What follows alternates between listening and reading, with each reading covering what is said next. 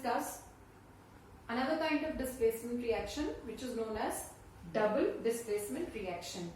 Now in double displacement reaction, mutual exchange of ion takes place between two compounds, and as a result two new substances are formed. Now what are ions?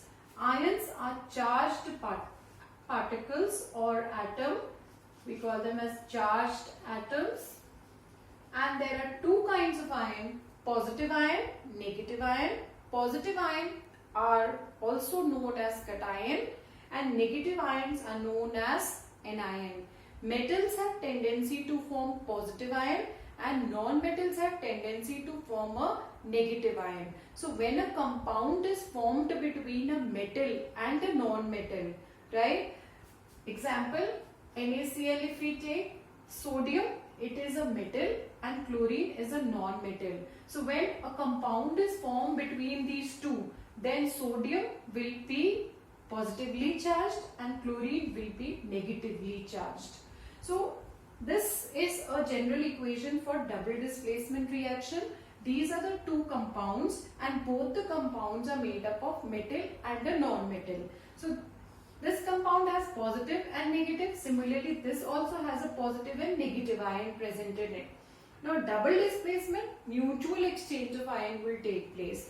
This A will move here and C will come and take the place of A, right? So when A has moved here, so a new substance AD is formed, and when C has taken the place of A, now C is with B, so another new substance is formed, that is CD. So here double displacement reaction has taken place. Now example, if you take here barium chloride, aqueous form of barium chloride when mixed with aqueous form of sodium sulfate. It's very important to take aqueous form. Aqueous means to dissolve when it is dissolved in water. Very important to take aqueous form because the movement of the ion is possible only in the aqueous form. When we take solid form of these two compounds, then the movement of ion will not take place, right? So aqueous form of the two, when they are mixed together, two new substances are formed, that is barium sulfate and sodium chloride. Now one of the product, if you see here it's written white precipitate, this downward arrow indicates that insoluble substance is formed, that is a substance which is not soluble in water. So this one is insoluble, precipitate is obtained, and this one, the other product, is soluble in water. So here what has happened? Barium has taken the place of sodium and sodium has taken the place of barium, and as a result, since barium has moved here, so barium sulfate is formed and sodium has taken the place of barium, so sodium chloride is formed. So this is a double displacement reaction.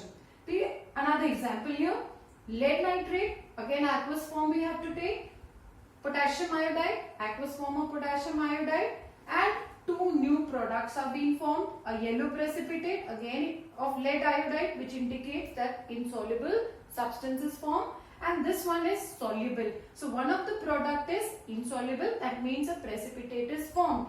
And here also if you observe, mutual exchange of ion has taken place, lead has taken the place of potassium and potassium has taken the place of lead, and as a result the two new substances have been formed, right? Now in these two reactions you have observed that the products that are formed, one of the product is insoluble, that is they don't dissolve in water. A precipitate is formed. Here a white precipitate is obtained because of barium sulfate, and here a yellow precipitate is obtained because of lead iodide.